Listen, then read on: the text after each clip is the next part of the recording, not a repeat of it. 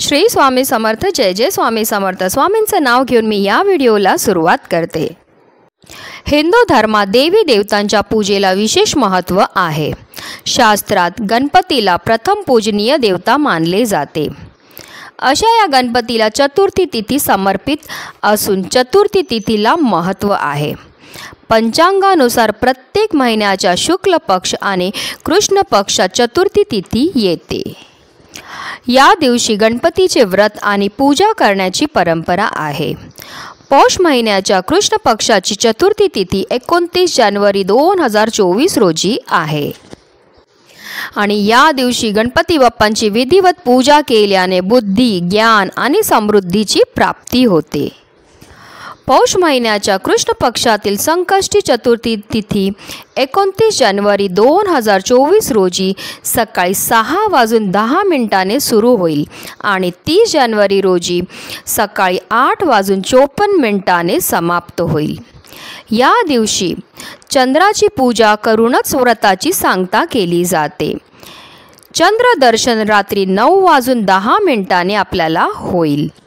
संकष्टी चतुर्थीच्या दिवशी जेवढी जास्त आपल्याला गणपती बाप्पांची सेवा करता येईल तेवढी जास्त सेवा करायची आणि सेवेबरोबर आपल्याला काही विशेष उपाय जे देखील करायचे ज्यामुळे आपल्या जीवनामध्ये असणारे सर्व संकट, सर्व विघ्न साक्षात गणपती बाप्पा दूर करतील.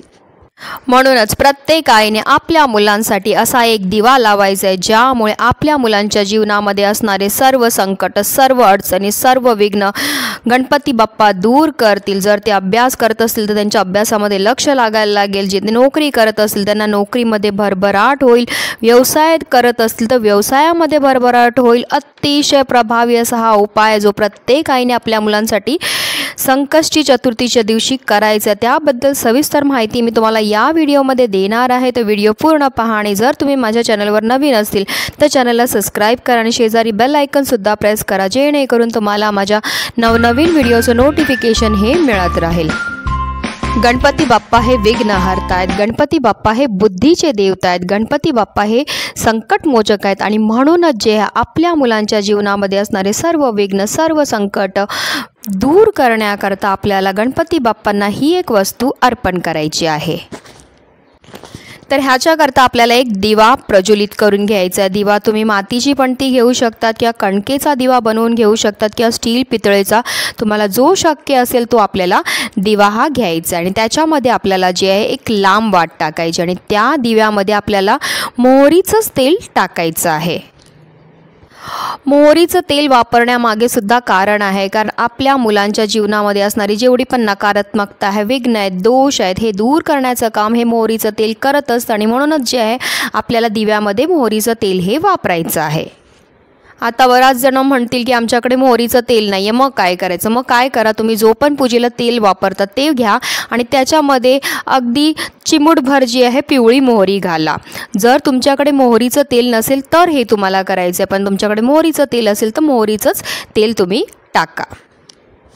आता ह्या दिव्यामध्ये आपल्याला एक तुकडा जो आहे भीमसेनी कापूरचा टाकायचा आहे, कारण मी नेहमी सांगते प्रत्येकाच्या घरी भीमसेनी कापूर असणं गरजेचं आहे, कारण त्याच्यामध्ये जे नैसर्गिक तत्व असतात ते आपल्यामध्ये आणि आपल्या घरामध्ये असणारी जेवढी पण नकारात्मकता हे दूर करण्याचं काम जे आहे हे कापूर करत असतो.